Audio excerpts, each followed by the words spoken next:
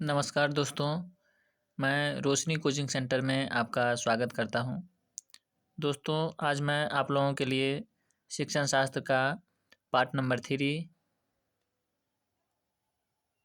बना रहा हूं। इस पाठ का नाम है भाषा अधिगम में व्याकरण की भूमिका। तो दोस्तों देखिए, भाषा अधिगम में व्याकरण की क्या भूमिका होती है। इस पाठ का पहला बिंदु है भाषा का व्याकरण ही भाषा का मूल रूप होता है। दूसरा पॉइंट है व्याकरण के बिना भाषा का अस्तित्व समाप्त हो जाएगा। अगला नंबर पॉइंट है भाषा में सदैव परिवर्तन होता रहता है। भाषा के इस परिवर्तन पर नियंत्रण रखने का कार्य व्याकरण ही करता है।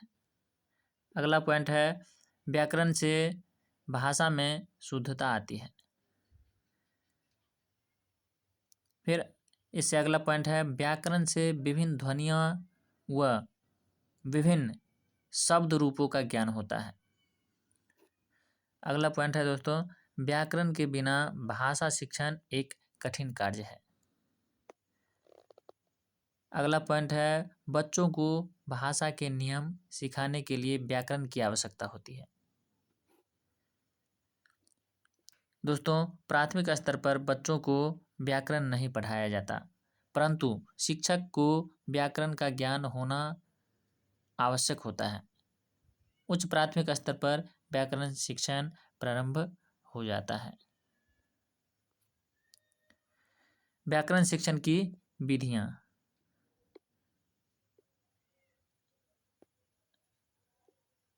पहला विधि निगमन विधि है, जिसे अंग्रेजी में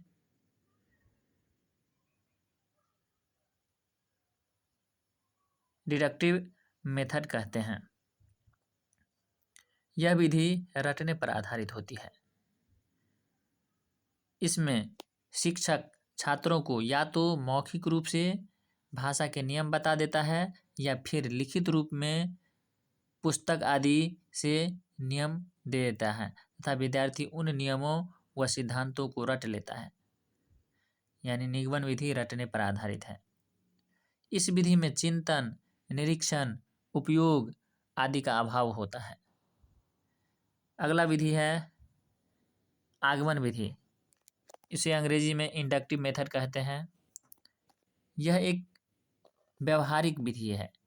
इसमें बच्चे कुछ उदाहरणों के आधार पर स्वयं नियम बनाते हैं और इस नियम में बच्चे निम्न चरणों से गुजरते हैं। पहला चरण है सर्वप्रथम बच्चों के सामने उदाहरण प्रस्तुत किए जाते हैं। बच्चे उन उदाहरणों का निरीक्षण करते हैं। फिर निरीक्षण के दौरान बच्चों को जो समानताएं मिलती है वे उन्हें नियम के रूप में स्वीकार करते हैं और इसे सामान्यीकरण कहते हैं। अंत में वे उन नियमों का परीक्षण करते हैं। अगला विधि है दोस्तों प्रयोग विधि, जिसे अंग्रेजी में एक्सपेरिमेंट मेथड कहते हैं। प्रयोग विधि में देखिए यह विधि आगमन विधि से मिलती जुलती है।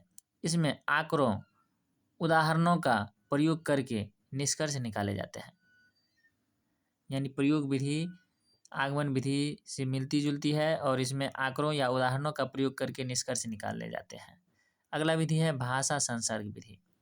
इस विधि में बच्चों को विद्वान लेखकों की कृतियाँ तथा पुस्तकें पढ़ाई जाती है ताकि बच्चे भाषा के सही रूप को जान सके। फिर अगला विधि है प्रत्यक्ष विधि, जिसे अंग्रेजी में डायरेक्ट मेथड कहते हैं। इस विधि में दोस्तों बच्चों को प्रत्यक्ष अनुभव प्रदान किए जाते हैं, अर्थात बच्चों को विद्वान लेखकों तथा वे लोग जिन्हें भाषा पर पूर्ण अधिकार हो से बातचीत के अवसर प्रदान किए जाते हैं।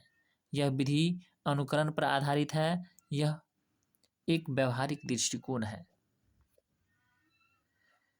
अगली विधि है खेल विधि, जिसे अंग्रेजी में प्ले मेथड कहते हैं। इस विधि में दोस्तों बच्चे सबसे ज़्यादा रुचि लेते हैं।